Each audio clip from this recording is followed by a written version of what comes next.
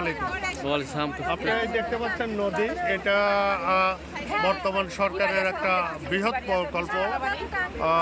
এর ব্যয় হলো ১৭০০ কোটি টাকা, ৪ বছর মেয়াদী প্রকল্প। মোট ১১০ কিলোমিটার নদী হবে, ২৯টা ব্রিজ হবে।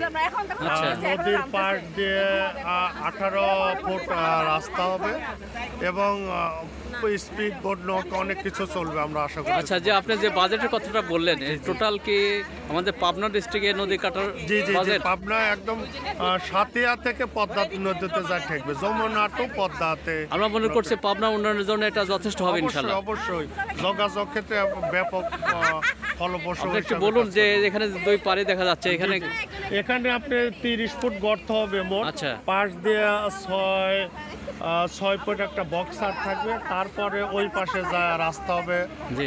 ৩০ ফুটের ১৮ ফিট পাকা রাস্তা হবে। আচ্ছা। মাঝে মাঝে ব্রিজ সিঁড়ি থাকবে নদীতে নামার, একটা চমৎকার পাবনাবাসীর জন্য সড়ক একটা- যোগাযোগটাও সুন্দর হবে পাশাপাশি, জি, জি, আর নদী পথে যোগাযোগ তো জি, জি, অনেক জি, ভালো হবে জি, জি, জি। এবং বাংলাদেশ এটা অর্থনীতি অবশ্যই প্রভাব অবশ্যই ফেলবে। ব্যাপক অর্থনৈতিক উন্নয়নে ব্যাপক ভূমিকা পালন করবে বলে আমরা মনে করি। সরকারের নিশ্চয়ই একটা ভালো উদ্যোগ, আমরা তাদেরকে সাধুবাদ জানাই। বাংলাদেশে এগিয়ে চলুক, বাংলাদেশের জন্য এটা একটা বড় পাওয়া। এটা আমরা চাই। বাংলাদেশ বিশ্ব দরবারের অর্থনীতিতে সমৃদ্ধ করুক, এটাই আমরা কামনা করছি, সবারই কামনা এটাই। তো আপনাদেরকে শুভেচ্ছা জানাচ্ছি। আসসালামু আলাইকুম রহমতুল্লাহ। ধন্যবাদ।